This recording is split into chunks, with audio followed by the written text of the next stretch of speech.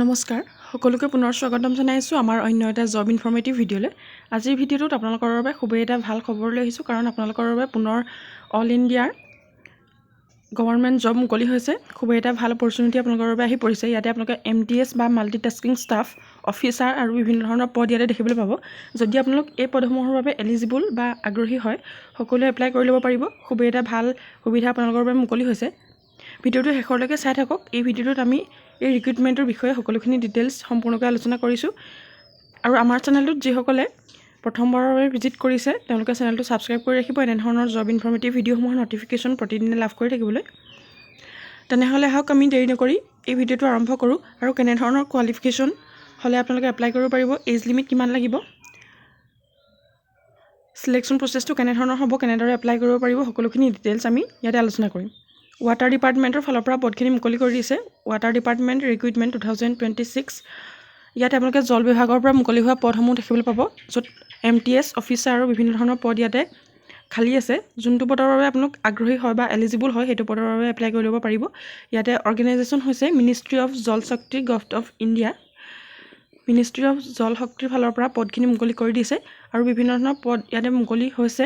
পদখিনিৰ নাম দিয়া হৈছে ট্ৰেইনিং কোঅৰ্ডিনেটৰ কাম administrative officer, account officer, database operator, multitasking staff বা MTSৰ বাবে পদ ইয়াতে মুকলি আছে। কোনটো পদৰ বাবে আপোনালোক এলিজিবল হয় সেইটো পদৰ বাবে এপ্লাই কৰিব পাৰিব। আৰু অল ইণ্ডিয়াৰ জব হয়, মেল ফিমেল সকলো ইয়াতে এপ্লাই কৰিব পাৰিব।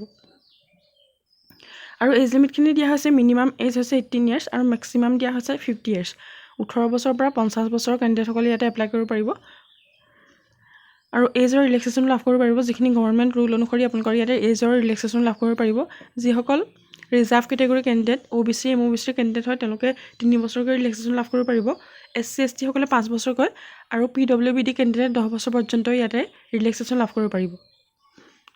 আৰু খুবেই এটা ভাল খবৰ, আপোনালোকৰ ইয়াতে কোনো ধৰণৰ এপ্লিকেশ্যন ফিজ দিব নালাগে। আপোনালোকে এপ্লিকেশ্যন ফিজ নিদিয়াকৈ ফ্ৰীকৈ ইয়াতে সকলোৱে এপ্লাই কৰিব পাৰিব। মেল ফিমেল সকলোৱে এপ্লিকেশ্যন ফিজ নিদিয়াকৈ এপ্লাই কৰিব পাৰিব। আৰু চিলেকশ্যন প্ৰচেছটোৰ কথা কোৱা হৈছে, নো এক্সাম, ইয়াতে ডাইৰেক্ট চিলেকশ্যন হ'ব। আপোনালোকক কোনো ধৰণৰ লিখিত পৰীক্ষা দিব নালাগে। ডকুমেণ্ট ভেৰিফিকেশ্যনৰ যোগেদি আপোনালোকক ইয়াত চিলেক্ট কৰা হ'ব। আপোনালোকৰ বায়'ডাটা চাই ইয়াতে আপোনালোকক চিলেক্ট কৰা হ'ব। আৰু এডুকেশ্যনেল কোৱালিফিকেশ্যনৰ কথা দিয়া হৈছে, candidate should have pass bachelor degree, diploma degree, master degree from recognise board or university or institute. আপোনালোকে মিনিমাম বেচেলৰ ডিগ্ৰী যদি পাছ কৰিছে তেনেহ'লে এপ্লাই কৰিব পাৰিব। ডিপ্ল'মা যদি আছে আপোনালোকৰ তেতিয়াও আপোনালোক এলিজিবল হ'ব। আৰু যিসকলে মাষ্টাৰ ডিগ্ৰী কৰিছে তেওঁলোকে ইয়াতে এপ্লাই কৰিব পাৰিব। মিনিমাম যদি আপোনালোকে গ্ৰেজুৱেট হয় বা বেচেলৰ ডিগ্ৰী পাছ কৰিছে তেনেহ'লে আপোনালোক ইয়াতে এপ্লাই কৰিব পাৰিব। আৰু কেনেধৰণৰ ডকুমেণ্টছ হ'লে আপোনালোকে এপ্লাই কৰিব পাৰিব সেইখিনি দিয়া হৈছে, passport size photograph, signature, Aadhaar card, education certificate, caste certificate. যিসকল ৰিজাৰ্ভ কেটেগৰী কেণ্ডিডেট থাকে তেওঁলোকৰ বাবে কাষ্ট চাৰ্টিফিকেট ইয়াতে দৰকাৰ হ'ব। এজ প্ৰুফ, এনেধৰণৰ ডকুমেণ্টছ হ'লে আপোনালোকে এপ্লাই কৰিব পাৰিব। যদি আপোনালোকে অধিক তথ্য জানিব বিচাৰে, অফিচিয়েল নটিফিকেশ্যনখন এবাৰ আপোনালোকে ৰিড কৰি চাব পাৰিব। এই ৱেবছাইটটো ভিজিট কৰিলে আপোনালোকে সকলোখিনি তথ্য জানিব পাৰিব। আমি ডেছক্ৰিপশ্যন বক্সত এই ৱেবছাইটটোৰ লিংকটো দি দিম। আপোনালোকে ইয়াতে গৈ সকলোখিনি ডিটেইলছ নিজে ৰিড কৰিব পাৰিব। আৰু আপোনালোকে যদি এপ্লাই কৰিব বিচাৰে সকলোৱে এপ্লাই কৰিব পাৰিব। ইয়াতে 30 এপ্ৰিললৈকে সময় দিয়া হৈছে। যদি আপোনালোক আগ্ৰহী হয় বা এপ্লাই কৰিম বুলি ভাবিছে তেনেহ'লে আপোনালোকে 30 এপ্ৰিলৰ ভিতৰত সকলোৱে এপ্লাই কৰিব পাৰিব।